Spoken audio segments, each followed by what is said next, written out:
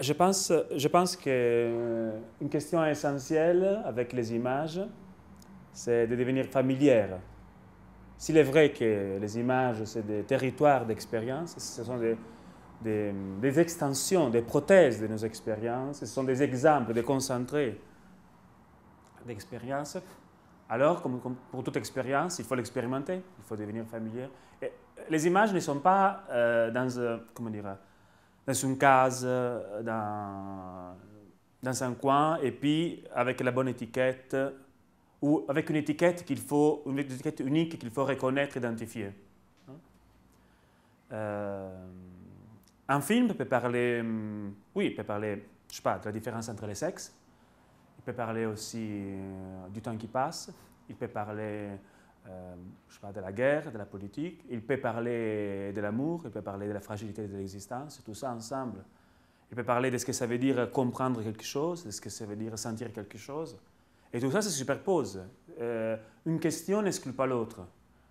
Alors, je pense que la chose importante, c'est le souci de ne pas trouver, comment dire, l'étiquette pour classer l'image ou l'image en mouvement, mais plutôt de trouver la question pertinente.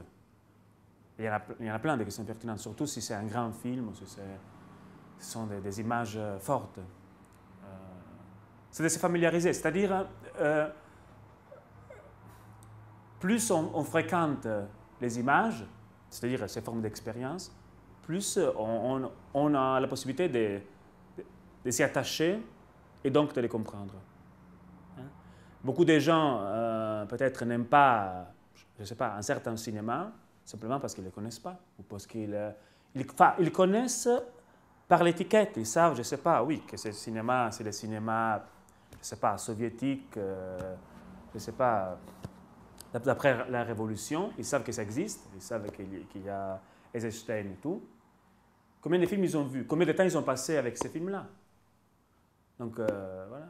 Pour moi, c'est comme avec les personnes. Je veux dire, les personnes, si tu ne les fréquentes pas, si tu les vois dans la rue, tu sais que la personne fait tel boulot, habite dans tel coin de la ville, tu ne le connais pas, la personne. Donc, après, tu fréquentes la personne et tu tires de la personne des questions qui te semblent appropriées avec cette personne-là. Tu vois que cette personne a une capacité particulière pour certaines choses, a une sensibilité particulière pour certaines choses, pas pour d'autres. Et bien, avec ces questions-là, tu peux avoir un rapport fort avec cette personne-là. Je pense qu'avec les films, on doit faire la même chose. Et je pense que ce serait important que les gens qui ont le métier d'être des médiateurs pour cela, je pense que c'est important que ces gens-là empruntent cette voie de l'image comme expérience avec laquelle il faut se familiariser. Et pas comme un lieu sur lequel il faut multiplier les étiquettes, pour lequel il faut multiplier les classements et les discours déjà préfabriqués.